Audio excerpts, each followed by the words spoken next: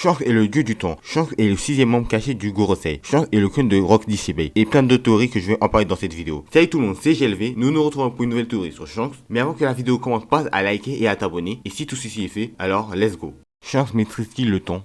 Le haki phénoménal de Shanks le Roux a été montré dans le chapitre 1076. Shanks a mentionné qu'il n'avait pas prêté attention au temps et qu'il n'avait pas vu le temps passer. Cela peut sembler normal lorsqu'on en retrouve des amis de longue date. C'est tout à fait normal de ne pas voir le temps passer dans ces situations. Mais pourquoi Oda préciserait-il cela en tenant compte de tous les références liées au temps avec Shanks, que je vais bientôt vous mentionner? Nous pouvons supposer que Shanks est actuellement le personnage qui a le haki le mieux développé de tous les personnages de One Piece. Il est surnommé le tueur de haki. Sans blague, comment Shanks peut-il faire partie du top mondial, voire peut-être être le numéro 1 mondial en maîtrisant toutes les formes de haki que Luffy possède mais en plus puissant? Shanks ne peut pas avoir de fruit du démon car il est la représentation même de l'ambition et de la volonté. Comment un homme de taille normale peut-il rejoindre le top mondial sans pouvoir extraordinaire? Il ne peut plus compter sur ses talents de retard car le plus grand escrimeur au monde le considère comme faible dans ce domaine. Mais alors, comment peut-il être aussi fort? Ce qui est sûr, c'est que Shanks possède un haki des rois que même Roger pourrait lui envier. Nous avons la confirmation dans le chapitre 1055 que Shanks maîtrise une compétence que Roger ne pouvait pas, la capacité de parler par télépathie. Pour cette théorie, nous admettons que la télépathie est due à sa maîtrise unique du haki. Ce n'est pas le haki des rois, car Roger et Garp étaient des maîtres incontestés dans ce domaine. Il doit s'agir d'une faculté due à son appartenance au clan d'Eddie. Mais encore mieux que cela, son haki est dû à la voix de toute chose, celui des personnes qui peuvent changer l'histoire. Le haki des rois est destiné aux personnes qui peuvent marquer l'histoire par leur charisme et leur leadership, mais celui de la voix de toute chose est destiné à ceux qui peuvent changer l'histoire entière. C'est pourquoi Roger et Oden l'ont possédé, car ils étaient destinés à accomplir des actions qui pouvaient changer l'histoire, comme c'est le cas pour Luffy. Shanks aurait maîtrisé cette dernière forme de haki à un tel point qu'il peut modifier le temps. C'est pour cela que lors du chapitre 1, Shanks apparaît de nulle part. Il aurait tout simplement arrêté le temps. De même lorsqu'il sauve Kobe d'Akainu, l'un des personnages qui a sûrement l'une des meilleures maîtrises du haki, n'a pas vu venir Shanks. Dans les jeux vidéo One Piece Pirate Warriors 3 et 4, Shanks nous montre littéralement en train de ralentir le temps grâce à une projection de haki. Je pense que ça serait bien que Shanks nous montre une forme du haki que seul lui a pu maîtriser en 8 saisons d'histoire. Ce qui nous ferait comprendre à quel point l'homme est ambitieux et surpuissant.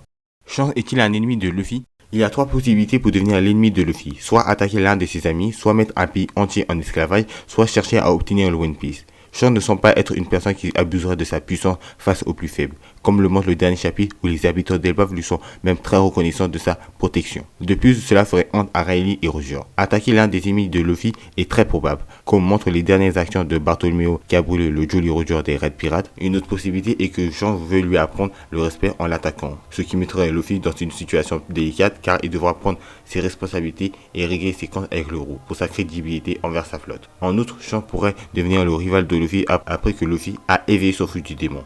Cependant, penser que Shanks deviendra un futur antagoniste de One Piece, voire l'antagoniste final en raison de son surnom Big Boss, serait une erreur de notre part. Shanks est-il le serpent rouge sang? Avant de quitter Drogi et Brogy à Little Garden, Brogy disait qu'ils peuvent vaincre n'importe qui sauf le serpent rouge sang. Nous apprenons plus tard que Shanks est un de leurs amis. Dans l'expérience consacrée à Ace, dessinée par Eboshi et supervisée par Oda, nous revoyons la rencontre entre Ace et Shanks, où tous les supposés géants que Shanks a vaincus sont sûrement représentés par les épées qui s'affichent sur l'écran. La rencontre entre Shanks et Ace a eu lieu 2 ans avant que Luffy ne prenne la mer. Shanks était déjà un Yonko, mais nous ne savons pas comment il est devenu Yonko. Nous savons que Shanks est devenu un Yonko à l'âge de 33 ans. Mais quel est l'élément déclencheur qui lui a permis de devenir un Yonko? Il a vaincu à lui tout seul les géants d'Elbaf en les combattant individuellement, ce qui lui a valu le surnom de serpent rouge sang. Son haki est si puissant qu'il permet de matérialiser un serpent. Dans de nombreux mythes, le sabot du serpent est représenté par celle d'un serpent qui se mord la queue. Cela permet de représenter une boucle sans fin. Je pense que dans One Piece, les personnages avec la meilleure maîtrise du haki d'Ora peuvent créer des stands à leur effigie, ou des personnages comme dans Persona 5. Ce qui peut permettre de faire la différence entre ceux qui ont une bonne maîtrise du haki des rois et ceux qui ont une excellente maîtrise du haki des rois. Je pense qu'à ce jour que 4 personnages ont réussi à faire ceci: Roger, Shebe, Garp et Shanks. Dans One Piece, chaque personnage a son propre style de combat. Celui de Shanks serait d'invoquer un serpent de couleur rouge sang qui lui permettrait de maîtriser le temps et de faire de gros dégâts. Shanks est-il un dragon céleste? C'est une théorie très répandue dans la communauté et j'hésitais à en parler dans ma vidéo. Mais vu les dernières informations que nous avons eues autour de Shanks, je pense qu'il serait très intéressant que je vous fasse un topo et que je vous explique pourquoi vous devez également y croire. Shanks a été retrouvé par l'équipage de Roger dans un coffre-fort après la bataille de God Valley, l'ancien lieu de résidence des dragons célestes. Dans ce coffre-fort où Shanks a été retrouvé, il y avait une note: Sainte Firgarland. Nous apprenons dans le film One Piece Film Red que les Saintes Firgarland sont des saints. Donc le nom de famille de Shanks est Saint Firgarland Shanks. Toujours dans le film Red, nous pouvons voir que l'attaque combinée de Luffy et Shanks fait apparaître un dragon. Si Shanks est un dragon céleste, cela expliquerait pourquoi il a le droit à autant de privilèges, tels que stopper des guerres ou avoir le droit à des entretiens privés avec le Gorosei. Je pense que la théorie selon laquelle Shanks est un dragon céleste et par le sang est intéressante, mais je pense aussi que Shanks est devenu un dragon céleste. Cela peut paraître fou, mais cette idée a déjà été introduite dans le manga par Terry, le petit frère de Sabo, mais Oda avait très vite éludé ceci. Et dans les derniers chapitres, nous apprenons une nouvelle fois que York, la 6ème Satie, veut devenir un dragon céleste. Je pense que Firgelan est le nom de la famille dont il est né, une famille d'esclaves, mais il est devenu un dragon céleste en faisant un pacte avec le gouvernement mondial. Mais un dragon céleste a-t-il suffisamment de pouvoir politique pour pouvoir décider qu'une guerre peut s'arrêter? Non, je ne pense pas. Shanks est le membre caché du Gorosei. Il est le 6ème membre du Gorosei. Si Shanks est un membre caché du Gorosei, cela permettrait d'expliquer tellement de choses. Pourquoi ils n'ont rien fait contre Luffy alors qu'ils connaissaient la véritable nature de son fou du démon? Parce que Shanks, membre du Gorosei, avait interdit que le gouvernement mondial attaque directement Luffy.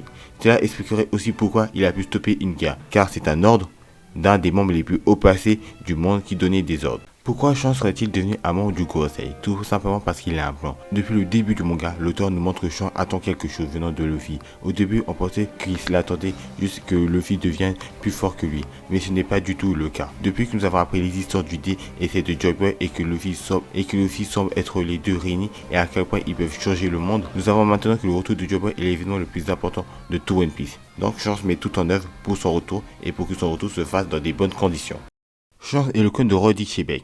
Shanks est le clone de Rock Shebeck. Lors de leur première rencontre, Barbe Blanche a souligné qu'un vieux enfoiré lui avait causé une blessure qui lui faisait encore souffrir. Plus de 22 ans après, et il repense à cet enfoiré en voyant un Shanks. Barbe Blanche étant l'homme le plus fort du monde avant même que Goldie Roger ne soit nommé le roi des pirates, il est peu probable qu'un personnage moins puissant ait pu lui infliger une telle blessure. Il est donc plausible que seuls 3 personnages aient été suffisamment puissants pour blesser Barbe Blanche de cette manière. Le premier est Goldie Roger, mais cette hypothèse est peu probable en raison de leur rivalité amicale. Le deuxième est Gar, mais il n'y a aucun lien entre les deux personnages, sauf Luffy. Mais Barbe Blanche n'avait pas encore rencontré Luffy. Le troisième est Shebeck. Sengoku décrit Shebeck comme une personne extrêmement violente, qui n'hésitait pas à attaquer les membres de son équipage, parfois même les tuer. Il est possible que Shebeck ait déjà attaqué Barbe Blanche si violemment qu'il en garde encore des séquelles aujourd'hui. Le chapitre 1000 de One Piece permet de faire un lien avec le tout premier chapitre de One Piece. Luffy utilise l'attaque Red Rock pour commencer le combat contre Kaido. Cette attaque pourrait faire référence à l'oiseau légendaire Rock, ce qui permet à l'auteur de nous faire comprendre que Luffy est désormais au sommet de la piraterie. Le nom Red Rock pourrait également être un indice pour un futur développement de l'histoire, peut-être en rapport avec les hypothétiques cheveux rouges de Rox. C'est peut-être pour cette raison que Barbe Blanche compare Shanks à Rock et qu'il suggère qu'il est son fils. Si nous partons du principe que l'enfoiré dont Barbe Blanche parlait est Rock. De plus, depuis le début de l'arc Egg, Oda évoque la thématique du clonage avec l'introduction de Stussy, qui est le premier clone réussi des Rocks pirates. Shanks va-t-il mourir face à Barbe Noire? Shanks est basé sur le dieu nordique Tyr, qui, comme Shanks, est également privé d'un bras. Shanks et Tyr partagent de nombreuses similitudes, notamment leur maîtrise de l'épée, leur sens de la justice et leurs cheveux roux. Tyr était connu comme le dieu de la guerre, de la loi et de la justice, ce qui est intéressant car le dieu d'Elba, que nous n'avons pas encore rencontré, est également connu pour ses 3 caractéristiques. Pour bien comprendre le rôle de la mythologie nordique dans One Piece, il faut aller plus loin. Tyr a perdu son bras face à l'un des enfants de Loki, le bête loup Fernie, en guide de sacrifice nécessaire au maintien de l'ordre. De même, Shanks a risqué son bras dans un combat contre un roi des mers pour protéger Luffy et rétablir l'ordre. Dans de nombreux récits, la mort de Tyr a été prophétisée. Le joli Roger de Barbe Noire est également associé à ce mythe. La fin de One Piece sera basée sur les événements de Ragnarok et commencera sur Elbaf, où Shanks mourra par Barbe Noire. Shanks est la représentation de l'équilibre. S'il meurt, alors l'équilibre si fragile de One Piece tombera avec lui. Et alors la plus grande guerre annoncée par Barbe Blanche à la fin de Marineford aura lieu. Une guerre que selon l'auteur rendrait la bataille de Marineford comme un château de sable. Bon, dites-moi en commentaire qu'est-ce que vous avez pensé de cette vidéo. Pensez à liker, partager la vidéo, abonnez-vous, parce que la semaine prochaine je vais sortir une vidéo. Et normalement la semaine prochaine je sortirai une nouvelle vidéo. Et si tout ceci est fait, alors sayonara.